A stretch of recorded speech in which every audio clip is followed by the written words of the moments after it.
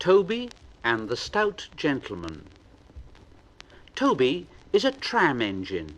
He is short and sturdy. He has cowcatchers and side plates, and he doesn't look like a steam engine at all. He takes trucks from farms and factories to the main line, and the big engines take them to London and elsewhere. His tram line runs along roads and through fields and villages. Toby rings his bell cheerfully to everyone he meets.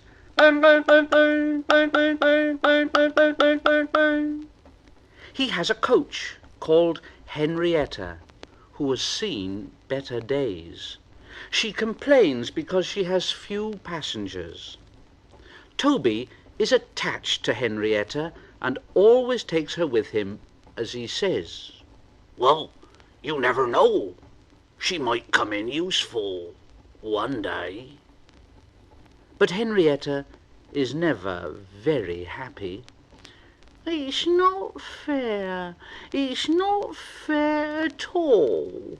Just look at all those buses full of passengers, and I've got none. I remember the day when I used to be full of passengers and have 9 trucks following behind me, but now there are only 3 or 4. Yes, it was sad, because now the farms and factories sent their goods mostly by lorry. Toby is always careful on the road.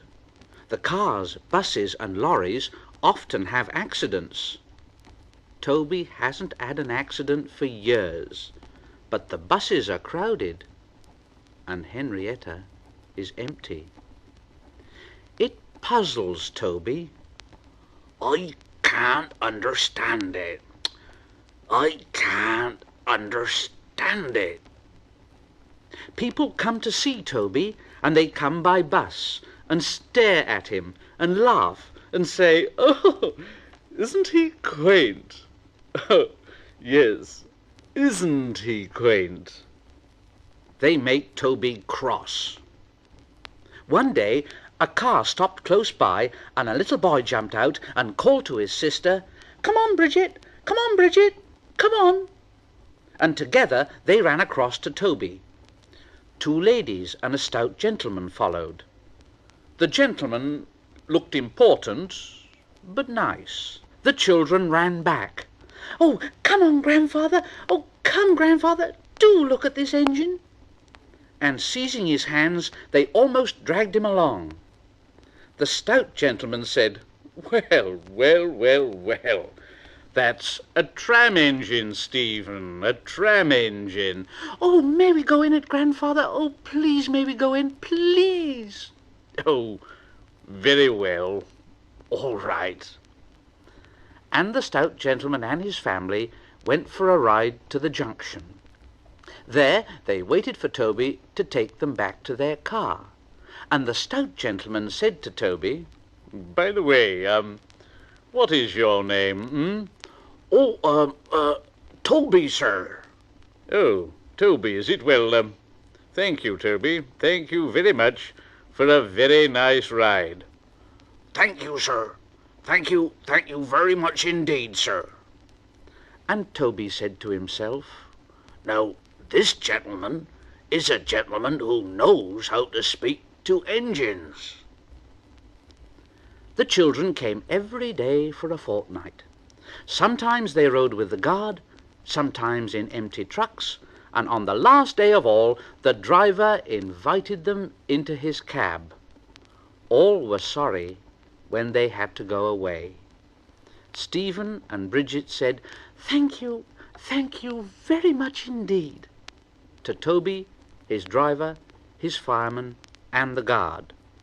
The stout gentleman gave them all a present, and Toby said, "Oh, thank you very much.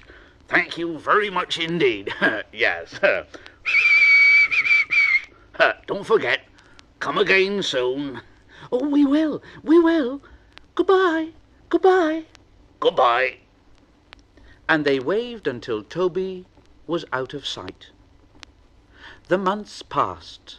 Toby had very few trucks and fewer passengers, and Toby's driver said to him, "Well, this is our last day, Toby. The manager says we must close tomorrow." and Toby puffed very sadly to his shed. Oh dear, oh dear, oh dear. And he went off unhappily to sleep. Next morning the shed doors were flung open, and Toby woke with a start to see his fireman dancing a jig outside. The driver was very excited and waving a piece of paper. "Wake up, Toby, me boy! Wake up and listen to this. It's a letter from the Stout gentleman."